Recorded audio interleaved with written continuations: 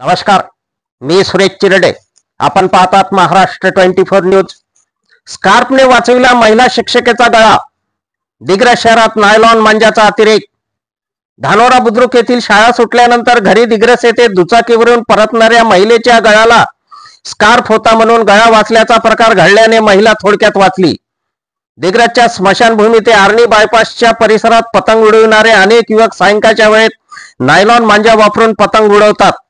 काल दिनांक 25 सप्टेंबरच्या सायंकाळी सारिका पाटील वडे, सहाय्यक शिक्षिका, जिल्हा परिषद प्राथमिक शाळा धानोरा बुद्रुक या शाळा सुटल्यानंतर दिग्रस येथील आपल्या निवासस्थानाकडे जात असताना आर्णी बायपास ते स्मशानभूमीच्या परिसरामध्ये नायलॉन मांजा घेऊन काही युवक पतंग उडवीत होते.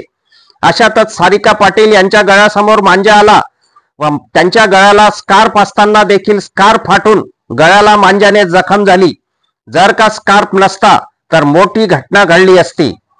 आमच्या शेजारी व आमच्या शिक्षण क्षेत्रातल्या सहकारी भगिनी ज्या जिल्हा परिषद प्राथमिक शाळा धानोरा येथे सहाय्यक शिक्षिका म्हणून काम करतात, त्या आज शाळेवरून 5 वाजता निघाल्या असता मोक्षधामच्या समोर जो रस्ता आहे तिथे काही मुलं पतंग उडवत होते आणि हे पतंग उडवायचा जो त्यांचा रोजचं रुटीन हे नेहमीच असतं आणि आज त्या आमच्या पाटीलताईंना मांजा जो चिनी मांजा निघाला तो मांजांनी त्यांच्या गळ्याला पूर्ण घेराव घातला आणि ते पूर्ण त्यांचा जे स्कार्फ आहे ते पूर्ण स्कार्फ फाटून गेला आणि त्या स्कार्फच्या आतल्या त्यांच्या गळ्यावरची जी स्किन आहे ती स्किन सुद्धा कापली. कदाचित जो स्कार्फ नसता तर त्या आमच्या भगिनींचाच गळा पूर्ण चिरला असता किंवा त्यांच्या जीवाला धोका सुद्धा झाला असता. तर अशा गोष्टी आपल्या परिसरामध्ये झाल्या नाही पाहिजे याची प्रशासनाने थोडी दखल घ्यावी. कारण तो ट्रॅफिकचा रोड आहे.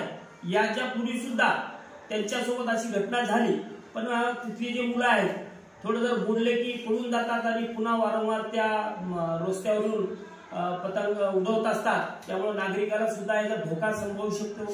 बाकी नागरिकांनी तिथून येताना जर अशी उताराचा रोड आहे सतर्कता पाळावी आणि प्रशासनालाही विनंती शिक्षण क्षेत्रातून आणि एक सामाजिक कार्यकर्ता म्हणून की तिथं थोडं जरशी 5 वाजता 6 वाजता थोडं लक्ष घालून तिथं असा प्रकार पुन्हा होणार नाही याची काळजी घ्यावी एवढीच मी प्रशासनाला विनंती करतो.